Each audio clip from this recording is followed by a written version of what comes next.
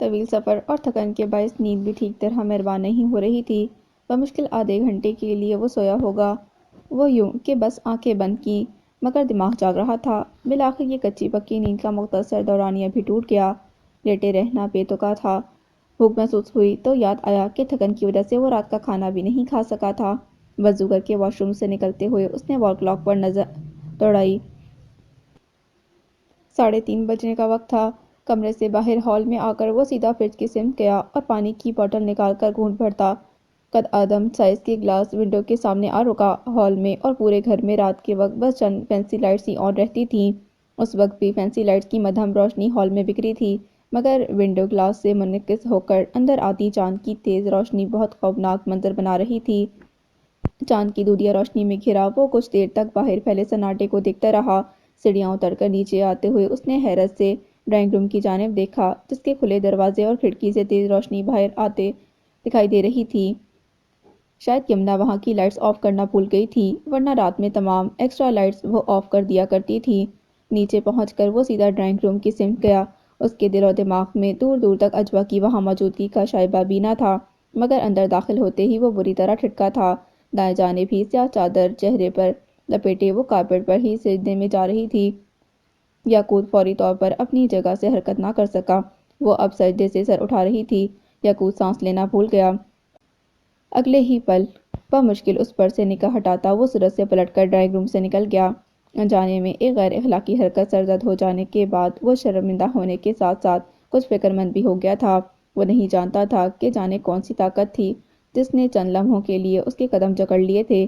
جانے ایسی کیا کشش تھی اس کے چہرے میں کہ یہ دوسری بار تھا۔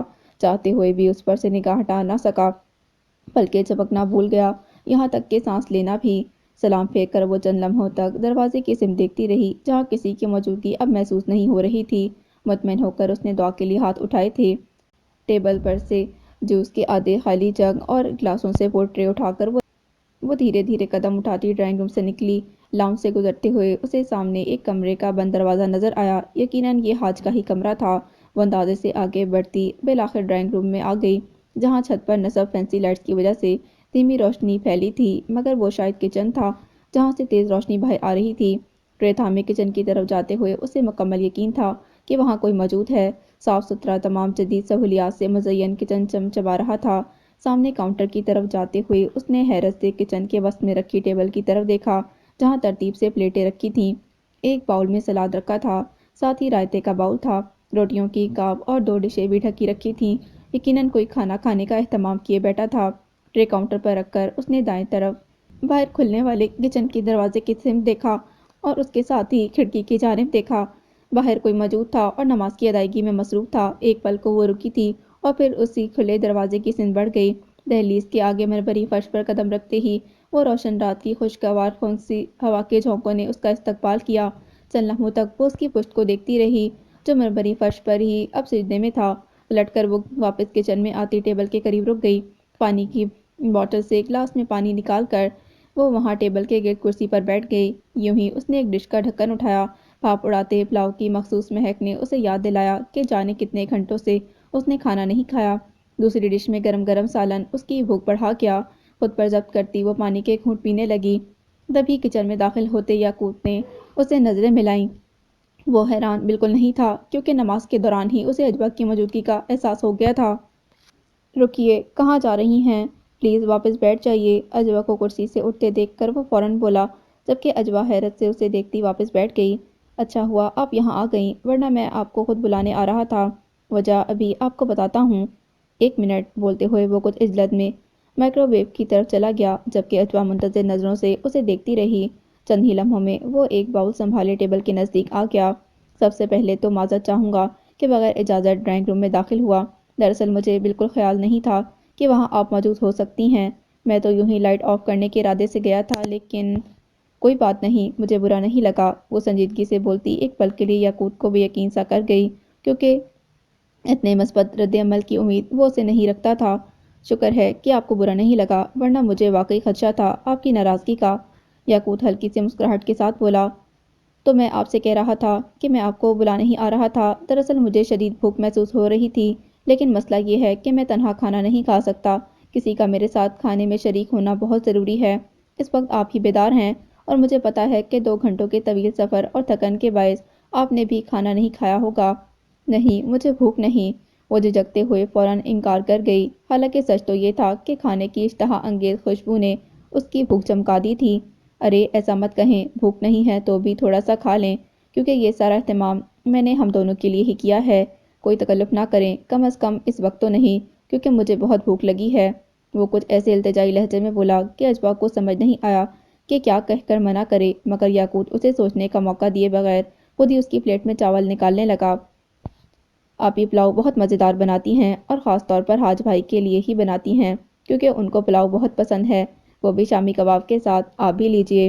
بولتے ہوئے وہ اب کباب اس کی پلیٹ میں رکھ رہا تھا، جبکہ اسے سنتے ہوئے اجوا بغور اس کے سرخ و سفید وجی چہرے کو دیکھ رہی تھی۔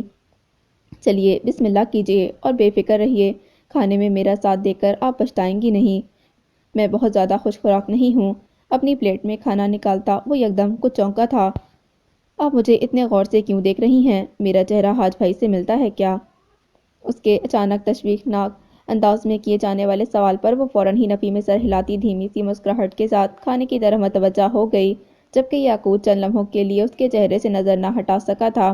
اس کی دھیمی مسکراہٹ اس کے امیج کو پہلے سے زیادہ بہتر کر گئی تھی۔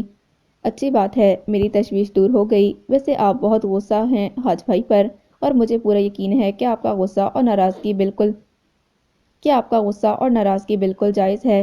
یاقوت کے کہنے پر اجوا سنجیدگی سے بس ایک نگاہ اسے دیکھتی کھانے کی طرف متوجہ رہی۔ کیا مصروفیات رہی ہیں آپ؟ اسٹڈیز مکمل ہو گئیں یا ابھی جاری؟ چند لمحوں کی خاموشی کے بعد یاقوت نے گفتگو کا سلسلہ پھر شروع کیا۔ کچھ خاص نہیں، بس پرائیویٹ گریجویشن کیا ہے، وہ مختصراً بولی۔ پرائیویٹ کیوں؟ وہ حیران ہوا۔ قصبے میں بس ہائی اسکول کی سہولت ہے، کالج کے لیے روز شہر آنا جانا میرے لیے ناممکن تھا۔ وہ بولی تھی، اب تو آپ شہر میں آ گئی ہیں، یہاں اسٹڈیز شروع کرنے کا ارادہ ہو تو مجھے بتائیے گا، میری اکثر کزنز کالج یونیورسٹی اسٹوڈنٹس ہیں، کافی آسانی رہے گی آپ کے لیے۔ یاقوت کے کہنے پر وہ بس خاموش رہی تھی۔ بابا صاحب آپ کے شاگردوں کا ذکر کر رہے تھے، آپ کیا پڑھاتی ہیں؟ یاقوت نے مزید سوال کیا۔ بابا صاحب نے قرآن پڑھنا سکھایا ہے مجھے، اس کے بعد انہوں نے اپنے شاگردوں کو میرے حوالے کر دیا تو میں ان سب کو قرآن پڑھانے لگی، اجوا نے جواب دیا۔ یہ تو بہت اچھی بات ہے، لیکن جہاں تک میں نے دیکھا ہے آپ دور دور تک اس علاقے میں آبادی نظر نہیں آئی۔ آپ کا گھر آبادی سے الگ تھلگ ہے کیا؟ یاقوت سوال کیے بغیر نہ رہ سکا۔ ذرا آگے جا کر آبادی ہے، اجوا کے جواب پر وہ سر ہلاتا کھانے کی طرف متوجہ ہو گیا۔ آپ کیا کرتے ہیں؟ وہ سوال کر رہی تھی۔ جس طرح میرے ابو، چچا، تایا سب کاروباری لوگ ہیں، اسی طرح میں بھی ان کے نقش قدم پر چل رہا ہوں، وہ ہلکی سی مسکراہٹ کے ساتھ بولا۔ حاج بھائی کے والد یعنی میرے تایا اور میرے ابو دونوں مل کر لیدر گڈز کا کاروبار کرتے تھے۔ تایا جان کے گزر جانے کے بعد ابو نے ہی کاروبار سنبھالا، پھر حاج بھائی جب اسٹڈیز مکمل کرنے کے لیے شہر آ گئے۔ اس گھر میں تو ابو نے اس دوران ان کو فیکٹری کے معاملات میں انوالو کر لیا۔ ابو نے اپنی زندگی میں ہی فیکٹری کے معاملات ان کے حوالے کر دیے تھے۔ ابو کے انتقال کے بعد میں نے اپنا MBA مکمل کرنے کے دوران ہی فیکٹری جوائن کر لی۔ اب میں اور غازی حاج بھائی کے ساتھ ہی اپنا خاندانی بزنس آگے بڑھا رہے ہیں۔ یاقوت کے تفصیلی جواب کو سن کر وہ چند لمحوں کے لیے خاموش رہی تھی۔ وہ مکان کس کا ہے جہاں میں داخل ہو گئی تھی؟ اجوا سے اتنی جلدی اس سوال کی اسے توقع نہیں تھی۔ وہ مکان میرے دادا کی ملکیت تھا کبھی، مگر اب نہیں ہے۔ اب تو آپ یہی ہیں، آہستہ آہستہ یہاں کی ہر چیز کے بارے میں جان جائیں گی۔ یاقوت نے فی الوقت اس مکان کے موضوع پر زیادہ کوئی بات نہ کی۔ اجوا کو بھی اس بات کا اندازہ ہو گیا تھا، سو دوبارہ اس مکان کے حوالے سے ان سے مزید کوئی سوال نہ کیا۔ ویسے کیا یہ اچھا نہ ہوگا کہ ہم آپ جناب کے تکلف میں نہ پڑیں؟ آپ جناب کے تکلف میں مانوسیت نہیں بڑھے گی۔ یاقوت کے کہنے پر وہ کیا کہتی، تائید میں سر ہلا کر رہ گئی۔ یوں ہی ہلکی پھلکی باتیں کرتا وہ اسے کھانا اور پلیٹ میں لینے پر اصرار کرتے ہوئے خود ہی کچھ نہ کچھ اس کی پلیٹ میں رکھتا رہا، یہاں تک کہ نہ کرتی اجوا کو اس کی بدولت بھوک سے بھی کچھ زیادہ ہی کھانا پڑا۔ ٹیبل سے برتن وغیرہ سمیٹنے میں اس کی مدد کرنی چاہی تو یاقوت نے اسے روکا نہیں تھا۔ فجر میں ابھی کچھ وقت ہے، تم کچھ آرام کر لو جا کر، اگر چاہو تو۔ کچن سے اس کے ہمراہ نکلتے ہوئے یاقوت نے کہا تو اس بات میں سر ہلاتی وہ ڈرائنگ روم کی جانب بڑھ گئی۔ خاموشی اور تنہائی میں صوفے پر بیٹھی کچھ دیر تک دیوار کو دیکھتی رہی۔ یکدم ایک عجیب سا احساس ہوا کہ یاقوت کی موجودگی اس تنہائی سے بہتر تھی۔ اس کی باتیں سننا اسے اچھا لگ رہا تھا۔ याकूत से उसकी झिझक और हिचकिचाहट बस नाम को रह गई थी। उसमें कोशिश याकूत की भी थी, जब ही तो वो उसकी संगत में अपनायत और आराम महसूस करने लगी थी। हालांकि ज़्यादा बातें वही कर रहा था, वो तो बस उसके बातचीत के अंदाज और लहजे के उतार चढ़ाव में ही गुम थी, जो कि दिल को मुतासिर करने वाले थे। बज़ाहिर तो उसकी शख्सियत भी बहुत मुतासिर कुन थी। याकूत के इतने महज़बाना और दोस्ताना सलूक पर उसके दिल में भी याकूत के लिए इज़्ज़त और अपनायत का बढ़ जाना एक फितरी अमल था। गहरी सांस भरते हुए उसने दाएं जानिब सोफे पर रखे अपने छोटे से हिसाब बैग को देखा। जाने ये किस लम्हे मौज़िन ने हाथ के हवाले कर दिया। वो उठकर इस बैग की तरफ चली आई। खोल कर देखा तो अंदाज़ा हुआ कि किस इज्जत में उसके 2-4 जोड़े ठूंसे गए थे। बैग की अंदरूनी पॉकेट उसने देखी तो बैंक अकाउंट के कुछ पेपर्स और चेकबुक उसमें थी, जिसमें हमेशा वो रखती थी। उसे तशवीश हुई थी कि इतने भरे पूरे घर में इन पुराने 2-4 जोड़ों के साथ वो कितने दिन गुजारा कर सकेगी। वो सोच रही थी कि उसे अकाउंट से रकम निकलवानी पड़ेगी। तभी ड्राइंग रूम के दरवाजे पर होती दस्तक और साथ ही याकूत की पुकार ने उसे चौंका दिया था। दरवाजे के करीब आकर कुछ हैरान सवालिया नज़रों से उसने याकूत को देखा।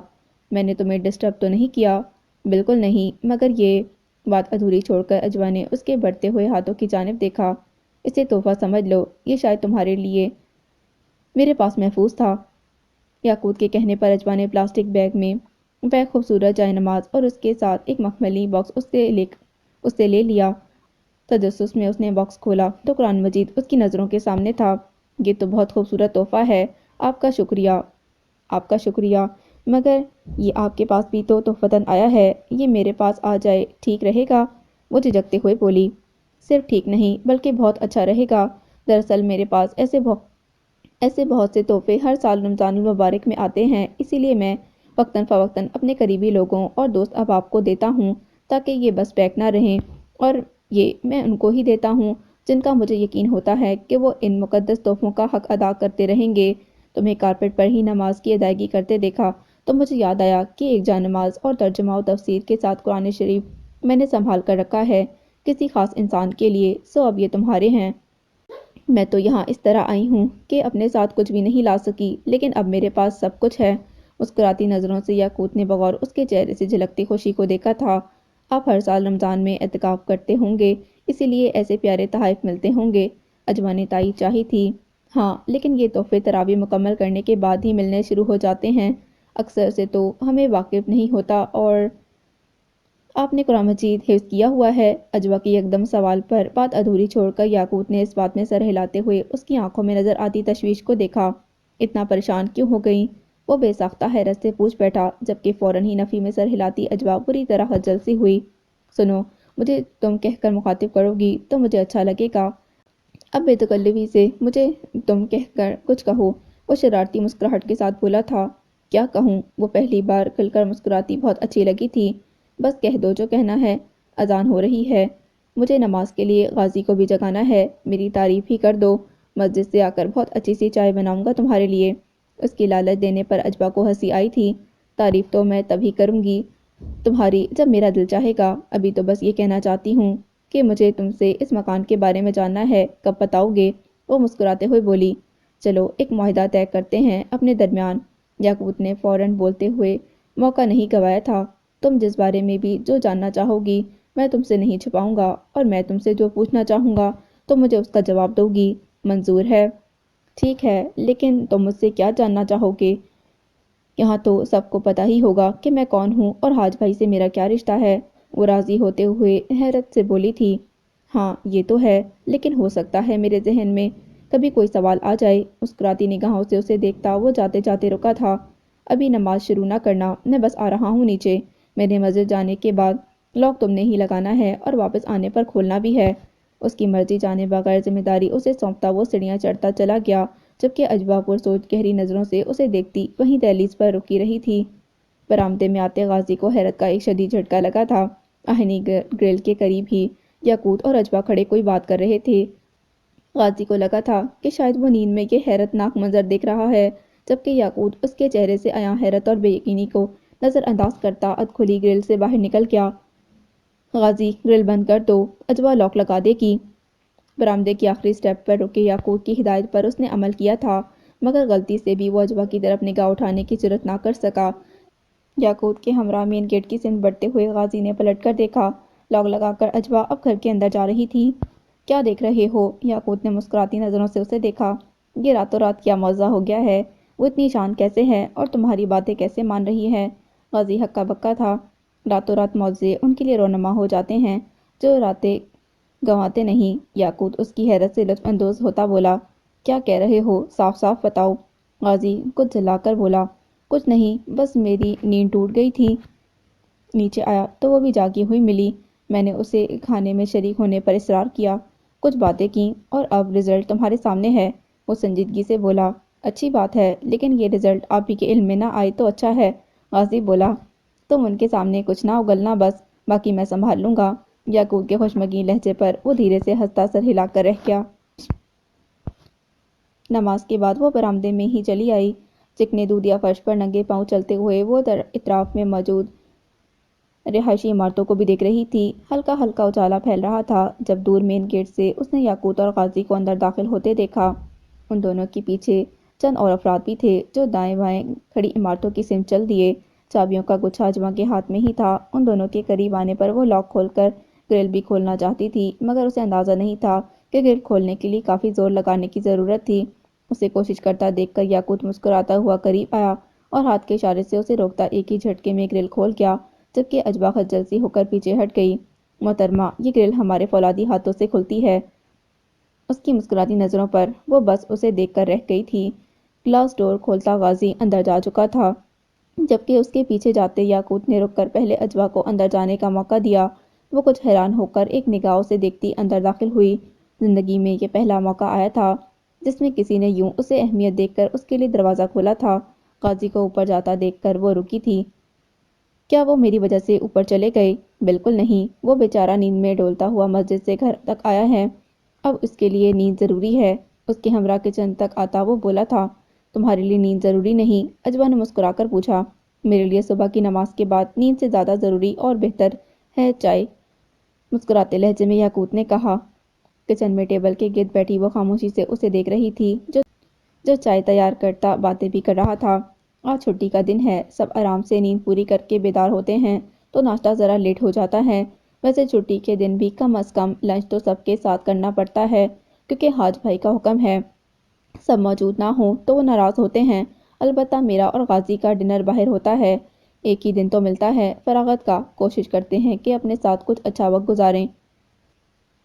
بولتے ہوئے وہ ایک پل کو اجوا کی طرف متوجہ ہوا، میں زیادہ باتیں کر کے تمہیں پریشان تو نہیں کر رہا؟ یاقوت کے سوال پر وہ نفی میں سر ہلاتی مسکرائی تھی۔ چائے تیار ہے، تم چائے کے ساتھ کچھ کھانا پسند کرو گی؟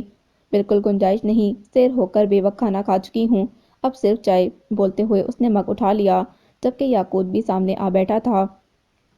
اب چائے پینے کے بعد جا کر تھوڑا سو جانا، مجھے تو لازمی سونا ہے، ورنہ نیند پوری نہ ہوئی تو سارا دن سر بھاری رہے گا۔ اور ہاں، تمہیں کوئی کام ہو یا کسی چیز کی ضرورت ہو تو مجھے ضرور بتانا، کیونکہ حاج بھائی سے تم کہو گی نہیں فی الحال۔ یاقوت نے مسکراتی نظروں سے اسے دیکھا، ہاں، ان سے ایسا کچھ کہنے سے بہتر ہے میں اپنی ضرورت کو مار دوں، ویسے بھی ان کی بیوی مجھے ناپسند کرتی ہیں اور میں کسی پر مسلط ہونا پسند نہیں کرتی۔ اس کے بے حد سنجیدہ لہجے پر یاقوت بھی سنجیدہ ہوا تھا۔ میں بس اتنا کہوں گا کہ حاج بھائی تمہارے بھائی ہیں اور تم ان کے ساتھ ان کے گھر میں ہو، کسی کو تم پسند ہو یا ناپسند یہ اس کا مسئلہ ہے، تمہارا نہیں۔ تمہیں تھوڑا مشکل لگے گا، مگر مجھے یقین ہے کہ تم یہاں خود کو ایڈجسٹ کر لو گی۔ میرا مخلصانہ مشورہ ہے کہ گھر کے واپس اس گھر کی طرف بالکل نہ جانا جہاں سے آئی ہو، وہ گھر، وہ جگہ تمہارے لائق نہیں۔ یاقوت کے سنجیدہ لہجے پر اس کے چہرے سے نگاہ ہٹاتی خاموش رہی تھی۔ کیا سوچ رہی ہو؟ اسے خاموش دیکھ کر یاقوت نے سوال کیا۔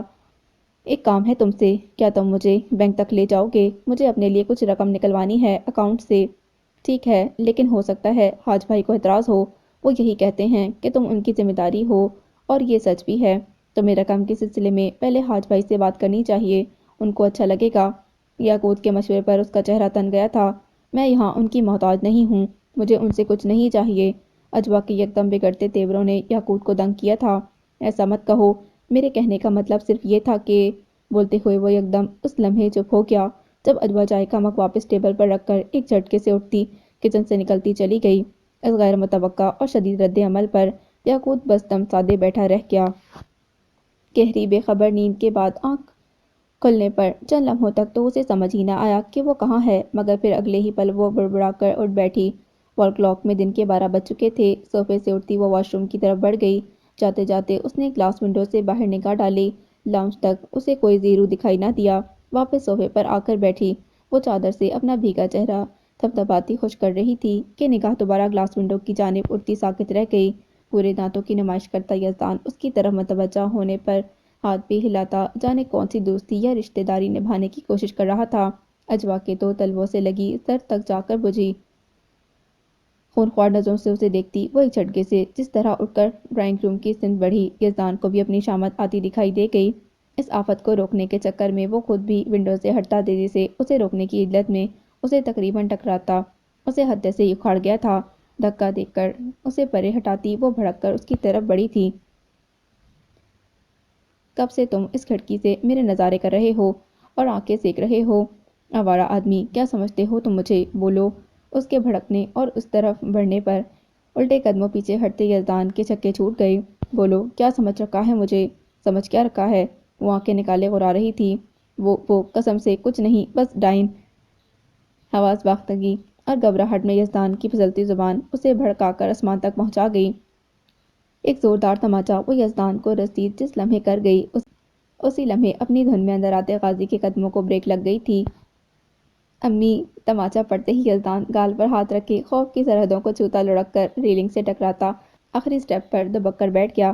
دوسری جانب غازی بمشکل اپنے قہقہ کو دباتے فریز ہوا تھا، جبکہ دبک کر بیٹھا یزدان ایک ہاتھ گال پر رکھے اور دوسرا ہاتھ اپنے سر پر لپیٹے اس کے مزید کسی وار سے بچنے کی کوشش میں روحانسی شکل بنائے اسے بھی ڈرتے ڈرتے دیکھ رہا تھا، جو سر پر کھڑی خون آشام نظروں سے اسے گھور رہی تھی۔ پوری بات تو سن لیتی۔ خوف اور صدمے سے یزدان کی آواز پھٹے ڈھول کی مانند ہو رہی تھی۔ منہ بند کرو، آنکھیں نیچی کرو گھٹیا آدمی، ورنہ ایک اور تماچا کھاؤ گے۔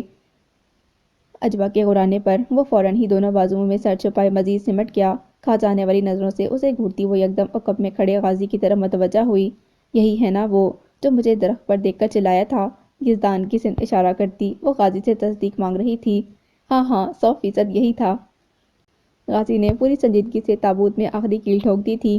پتا تھا مجھے یہ وہی مارخور ہے۔ بل کھا کر اجوا یزدان کی طرف پلٹی، جو غازی کو اشاروں میں دھمکیاں دینا چھوڑ کر دوبارہ صورت سے بازوؤں میں سر چھپانے کی کوشش میں کنکھیوں سے اجوا کی ایک ایک جنبش کو دیکھ رہا تھا۔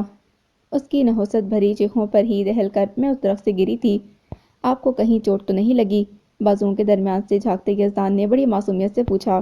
وہ تو اب لگے گی، آؤ ذرا۔ اجوا نے تل ملا کر اپنے پیر سے چپل اتاری تھی کہ کرنٹ کھا کر دور ہوتا یزدان برقی رفتاری سے گرتا پڑتا دو سٹیپ پھلانگتا اوپر بھاگا تھا۔ غصے میں بھڑکتی وہ چپل واپس پیر میں ڈالتی غازی کی طرف متوجہ ہوئی، جس کے چہرے پر زمانے بھر کی شریفانہ سنجیدگی اور بردباری سجی ہوئی تھی۔ یہ کھڑکی سے تانگ جھانک کرتا مجھے اشارے کر رہا تھا۔ میں باہر نکلی تو زبردستی میرا راستہ روک کر پارا چڑھا دیا اس نے میرا۔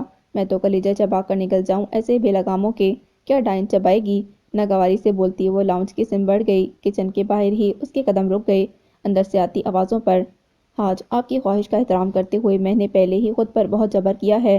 اب آپ مجھ سے یہ توقع مت کیجیے گا کہ میں اس لڑکی کے آگے پیچھے گھومتی رہوں گی۔ ہزاروں کام ہوتے ہیں، میں سب کی خدمتوں کے لیے نہیں بیٹھی ہوں۔ یمنا شدید ناگواری سے بولی تھی۔ میں نے تم سے یہ کب کہا کہ اس کے آگے پیچھے گھومو یا خدمتیں کرو؟ میں نے صرف یہ کہا کہ جا کر ایک نظر یزدان کا کمرہ چیک کر لو، وہ اپنی سب چیزیں کمرے سے لے چکا ہے یا نہیں، اور یہ کہا کہ اجوا کے لیے وہاں کسی چیز کی ضرورت ہے تو مجھے بتا دو۔ حاج بولے تھے، یزدان اپنا سب سامان اٹھا چکا ہے کمرے سے، اب جس نے وہاں رہنا ہے وہ خود ہی دیکھ لے گی کہ وہاں کیا کمی ہے یا کس چیز کی ضرورت ہے۔ ناسمجھ بچی تو نہیں ہے؟ اور کیا کمی ہو سکتی ہے یہاں؟ قصبے میں وہ کسی محل میں نہیں رہتی تھی، کبھی خواب میں نہیں سوچا ہوگا اس نے کہ ایسے شاندار گھر میں اسے رہنا نصیب ہوگا۔ سمجھا دیجیے گا اسے اچھی طرح کہ میرے بھائیوں کی موجودگی میں ذرا طور طریقے اچھے رکھے۔ اس گھر میں وہ مجھے کسی کونے میں بیٹھی چلے کاٹتی یا جنتر منتر پڑھتی نظر آئی تو مجھ سے برا کوئی نہیں ہوگا۔ میرے سامنے تو اس کے سارے کچے چھٹے کھلے ہوئے ہیں۔ کڑوے لہجے میں بولتی یمنا یکدم خاموش ہو گئیں، جبکہ ٹیبل کے پاس کھڑے حاج بھی چونک کر اجوا کی طرف متوجہ ہوئے۔ تم کب جاگیں؟ اچھا ہوا یہیں آ گئیں، ورنہ میں آ رہا تھا تمہیں جگانے۔ آؤ بیٹھو تم۔ اس کو مخاطب کرتے وہ یمنا کی طرف متوجہ ہوئے جو ٹیبل کے گرد بیٹھی سبزیاں کاٹتی دوبارہ اجوا کی طرف دیکھنا بھی نہ چاہتی تھی۔ یمنا یہ کام چھوڑو، پہلے اجوا کے لیے ناشتہ بنا دو۔ شوہر کے حکم پر یمنا نے بس سلگتی نظروں سے انہیں دیکھا تھا۔ نہیں، زحمت نہ کریں، مجھے ناشتے وغیرہ کی ضرورت نہیں۔ ایک سباٹ نگاہ یمنا کے بگڑتے تاثرات پر ڈال کر وہ بولی تھی۔ کیوں ضرورت نہیں؟ رات میں بھی تم نے کچھ نہیں کھایا، اب ناشتے کے لیے بھی منع کر رہی ہو؟ ادھر آ کر بیٹھو، بس ابھی ناشتہ بن جاتا ہے۔ ناراضگی سے اسے ٹوکتے اس سے پہلے کہ وہ دوبارہ یمنا سے کچھ کہتے اجوا بول اٹھی، میں نے فجر کی اذانوں سے پہلے ہی اچھی طرح کھانا بھی کھا لیا تھا اور نماز کے بعد مجھے چائے بھی پیش کی گئی تو میں نے انکار نہیں کیا۔ اس کی اطلاع پر حاج سے زیادہ یمنا بری طرح چونکی۔ اچھا، مگر تمہارے علاوہ اتنی صبح اور کون جاگ رہا تھا؟ حاج نے ایک نگاہ یمنا کی چڑھتی تیوریوں پر ڈال کر اجوا سے پوچھا۔ پتہ نہیں، نام یاد نہیں رہا مجھے، وہ نخوت سے بولی۔ بس یہ کہنے آئی تھی کہ اس گھر میں ڈرائنگ روم کے علاوہ میرے لیے کوئی جگہ ہے تو بتا دیں، وہاں تو کوئی بھی منہ اٹھائے کبھی بھی گھس آتا ہے۔ اس گھر میں بے نہتے بیل نہیں گھومتے جو دندناتے ہوئے کہیں بھی گھس جائیں۔ میرے بھائیوں سمیت سبھی تمیز تہذیب والے ہیں، آئندہ سوچ سمجھ کر بات کرنا۔ یمنا سلگتے لہجے میں بول اٹھی تھیں۔ جی ہاں، اندازہ ہو چکا ہے سب کی تمیز اور تہذیب کا، اجوا تلخ لہجے میں بولی۔ اجوا، تم ابھی کچھ دیر رکو، میں اوپر والا کمرہ ذرا ایک نظر دیکھ آؤں، جہاں تمہیں رہنا ہے، پھر ساتھ اوپر لے جاتا ہوں تمہیں۔ حاج بولتے ہوئے اجوا کو ساتھ لیے کچن سے نکل گئے۔ ٹیبل پر چھڑی پٹکتی یمنا کھول کر رہ گئی تھی۔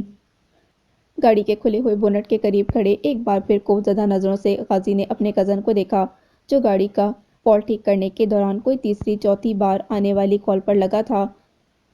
کچھ دیر صبر کرنے کے بعد بھی جب امیر حمزہ متوجہ نہ ہوا تو غازی نے بگڑ کر فون اس کے ہاتھ سے چھین لیا۔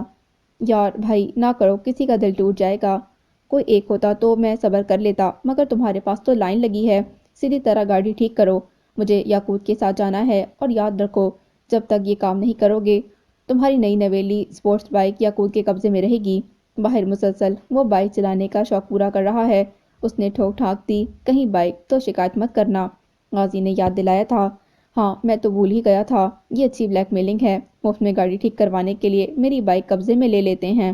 امیر حمزہ بڑبڑاتا ہوا رک کر قریب ہی رکتی بائیک کی آواز پر جھٹ بونٹ پر جھکتا مستعد ہو گیا۔ یہ 1 گھنٹے سے کون سا فالٹ درست کر رہا ہے؟ ابھی بھی مجھے دیکھ کر ہاتھ چلانے شروع کیے ہیں؟ بائیک سے اترتے یاقوت نے کہا۔ دل اور دماغ اس کا فون کالز میں لگا ہے تو ہاتھ کیسے چلیں گے؟ میں تو سوچ رہا ہوں کسی دن اس کا فون ہائی جیک کر کے اس کی درجن بھر سہیلیوں کو ایک جگہ پر ہی انوائٹ کر دوں، پھر پتہ چلے گا کون سی والی کو سچی محبت ہے اپنے امیر حمزہ سے۔ غازی نے مسکراہٹ چھپاتے ہوئے کہا۔ بس وہی ہوگی جس کی سینڈل نشانے پر لگے گی۔ یاقوت نے خشمگین نظروں سے امیر حمزہ کو دیکھا۔ بس میری سہیلیاں کھٹکتی ہیں آپ دونوں کو، ادھر ہے کون جو گرل فرینڈ کے سائز سے بھی محروم گھوم رہا ہے؟ امیر حمزہ کام میں مصروف جتانا نہیں بھولا۔ ارے ہم ہیں تو محروم، ہم تو اپنے ہی سائز سے بھی محروم گھوم رہے ہیں۔ غازی نے خشمناک نظروں سے اسے دیکھا۔ ہاں آپ نے کہہ دیا اور میں نے مان لیا۔ امیر حمزہ کے فوراً ہی کہنے پر غازی کے تاثرات دیکھتا یاقوت مسکرایا تھا۔ 15 منٹ میں یہ فالٹ ٹھیک کرو۔ امیر حمزہ کا شانہ تھپتھپا کر یاقوت نے اس بار کافی سنجیدگی سے کہا، ورنہ میں اور غازی تمہاری بائیک پر جم کے لیے روانہ ہو جائیں گے۔ یاقوت کو اس کی دھمکی کے بعد اب گاڑی 10 منٹ میں ہی ٹھیک ہو جانی چاہیے تھی۔ سو امیر حمزہ کا فون اس کے حوالے کرتا غازی یاقوت کے ہمراہ ہی گھر کی سمت بڑھ گیا۔ برآمدے میں ہی لیدر کے صوفوں کی طرف یزدان اپنا گٹار سنبھالتے بیٹھا کسی سوچ میں گم نظر آیا۔ یاقوت کی کڑی نظروں اور غازی کی مضحکہ خیز نظروں پر گٹار پر بڑی غمناک سی دھن چھیڑتے یزدان کا چہرہ لٹکا ہوا تھا۔ خبردار جو مجھ پر کوئی طنز کیا یا کینہ تود نظروں سے گھورا، نہ میں نے کوئی وعدہ کیا تھا تم سے نہ ہی کوئی تشہیر کی ہے۔ غازی نے ناگواری سے اسے گھرک دیا تھا۔ اپنے یار غار کو میری اس عزت افزائی کے بارے میں بتانے سے تو بہتر تھا کہ آپ تشہیر ہی کر دیتے۔ اب دیکھو بجائے مجھ سے ہمدردی کرنے کے کیسے خطرناک نظروں سے مجھے گھور رہے ہیں۔ اپنے اکلوتے بھائی کو یزدان منہ پھلاتے مصنوعی روحان سے انداز میں بولا تھا۔ میں نے منع کیا تھا اپنی حد سے باہر نہ نکلنا، ایسی کوئی حرکت نہ کرنا جس کی وجہ سے حاج بھائی کا اعتبار ہم سب پر سے اٹھ جائے، مگر تم باز نہ آئے۔ اتنی ذلت کے بعد بھی یہاں بیٹھا گٹار پلے کر رہا ہے، ڈوب مرنے کا مکان ہے یہ بیہودہ۔ یاقوت نے شدید ناگواری سے اسے گھرکا تھا۔ اس کو کچھ نہیں کہو گے؟ مجھ پر بلا وجہ ہاتھ اٹھایا اس نے، یزدان نے ہٹیلے انداز میں جتایا تھا۔ صرف ہاتھ نہیں اٹھایا پیر سے چپل بھی اتاری تھی مارنے کے لیے۔ یہ بھی تو پتا، غازی نے مسکراتے ہوئے اسے مزید جلایا۔ آپ بتا تو رہے ہو، اور یہ سب کھول کھول کر تشریح کے ساتھ بیان کر دو۔ یزدان چل کر بولا، اتنا نہیں ہوا کہ مجھے بچا لیتے؟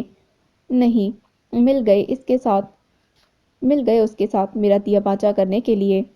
اپنے لیے گڑھا تم نے خود کھودا تھا، میں کیا پاگل نظر آتا ہوں جو تمہارا ساتھ دینے کے لیے تمہارے ساتھ ہی اس گڑھے میں گرتا؟ غازی نے فوراً ہی کہا، بھائی دیکھو کیسی غیروں والی بات کر رہے ہیں، میرے ساتھ تشدد والا برتاؤ ہوا ہے، آپ میرا بدلہ اس ڈائن سے لیں۔ میری محبت کی ہاتھوں جو تذلیل ہوئی ہے وہ بھی میں بھول نہیں سکتا۔ ذرا سی بھی غیرت باقی ہے تو بھولنا بھی نہیں۔ شکر کرو وہاں غازی کی جگہ میں نہیں تھا، ورنہ جو حشر کرتا وہ ساری زندگی یاد رہتا۔ یاقوت غصیری نظروں سے اسے دیکھتا ہوا بولا۔ تبھی بگڑے تیوروں کے ساتھ یمنا برآمدے میں چلی آئی تھی۔ یہ تم تینوں میں کون ہے جو آدھی رات میں اس لڑکی کی خاطر مدارت میں مشغول تھا؟ اسے کھانا چائے پیش کر رہا تھا۔ یمنا کے تیز لہجے سے زیادہ اس کے انکشاف پر یزدان کے کان کھڑے ہوئے تھے۔ مشکوک نظروں سے اس نے یاقوت کو سنجیدہ تاثرات سے دیکھا اور پھر غازی کو جو خاموشی سے ہاتھوں سے اپنے بال سنوارنے لگا تھا۔ آدھی رات میں یزدان کو تو اپنا ہوش نہیں رہتا۔ غازی تو میرا اتنا فرمانبردار ہے کہ مجال ہے تو اس لڑکی کے قریب بھی بھٹکے۔ اب رہ گئے تم، پورے گھر کا سروے رات کے 3-4 بجے ایک تم ہی کر سکتے ہو۔ یمنا کی کڑی نظریں یاقوت پر ہی تھیں۔ تو ظاہر ہے پھر وہ میں ہی ہو سکتا ہوں، یاقوت کو زدہ انداز میں بولا تھا۔ یاقوت تم کیوں اپنے دشمن بن رہے ہو؟ وہ اس گھر کی فرد نہیں ہے، وہ تو پتہ نہیں کیا چیز ہے۔ سب کچھ اپنی آنکھوں سے دیکھنے کے بعد بھی اتنی لاپرواہی۔ تم چاہتے ہو کہ میں ہاتھ کے سامنے تم سب کو اس لڑکی سے دور رہنے کی تلقین بار بار کروں؟ یمنا شدید غصے میں بولی۔ آپی کیا ہوا ہے؟ کسے ڈانٹ رہی ہیں؟ برآمدے میں آتی نیلم نے یمنا کو متوجہ کیا۔ میری کیا مجال، میں یہاں کسی کو ڈانٹوں؟ میں تو بس التجاؤں میں ہی وقت ضائع کیے جا رہی ہوں، مگر یہاں تو ملنساری اور اخلاق کی حدیں ختم نہیں ہو رہی۔ یمنا سلگ کر بولی تھی۔ آپی ذرا سی بات ہے، کھانے کے وقت وہ کیا کوئی بھی سامنے آئے گا تو میں اسے اپنے ساتھ کھانا کھانے پر اصرار کروں گا؟ آپ جانتی ہیں کہ میں اکیلے بیٹھ کر کھانا نہیں کھا سکتا۔ اکثر صبح جب آپ بیدار ہوتی ہیں تو میں آپ کے لیے بھی چائے بناتا ہوں، آج اس کے لیے بنائی تو کیا قیامت آ گئی۔ اب اتنی چھوٹی چھوٹی باتوں کے لیے آپ اسے نشانہ بنائیں گی تو کس طرح وہ یہاں ایڈجسٹ کر سکے گی؟ اب آپ کے وہم کے لیے میرے پاس کوئی علاج نہیں، لیکن مجھ سے یہ توقع مت رکھیے گا کہ میں بھی تہمات کا شکار ہو کر اخلاقیات بھول جاؤں۔ کچھ ناگواری اور کچھ سنجیدگی سے بولتا یاقوت یکدم خاموش ہوا تھا۔ اس کے ساتھ یمنا کے علاوہ سب کی ہی نظریں کھلے گلاس ڈور سے باہر آتی اجوا پر جا ٹھہری تھیں۔ یمنا کی پشت اس کی جانب تھی، سو وہ غازی کے کھنکارنے پر بھی اپنے ہی بولی گئی۔ میں نے کب کہا کہ تم سرے سے اخلاقیات ہی بھول جاؤ؟ مجھے معلوم ہے کہ میرے بھائی کتنے اخلاق اور تہذیب اور تمیز والے ہیں، اور ایسے ہی بندے تو آسان ہدف ہوتے ہیں اس جیسی جنتر منتر پڑھنے والی جادوگرنیوں کا۔ کیا بھروسہ ہے ایسی جھاڑ پھونک کرنے والیوں کا؟ تنہائی میں کوئی سہر پھونک دیں، کھانے پینے میں کچھ ملا دیں۔ میں آخری بار سمجھا رہی ہوں، اس کے سائے سے بھی دور رہنا تم سب۔ اپنے لفظوں پر زور دیتی وہ جانے کے لیے پلٹی تھیں، مگر اگلے ہی پل ٹھٹک کر رکیں۔ سامنے کھڑی اجوا سپاٹ نظروں سے ان کو ہی دیکھتی رہی، جبکہ یمنا ذرا بھی شرمندہ ہوئے بغیر نخوت سے گردن اکڑائے اس کے برابر سے گزرتی چلی گئیں۔ یاقوت ندامت کے باعث اس سے نگاہ نہیں ملا سکا۔ یزدان پہلے ہی اجوا کی آمد پر گٹار کے پیچھے چھپا اپنا چہرہ چھپا رہا تھا۔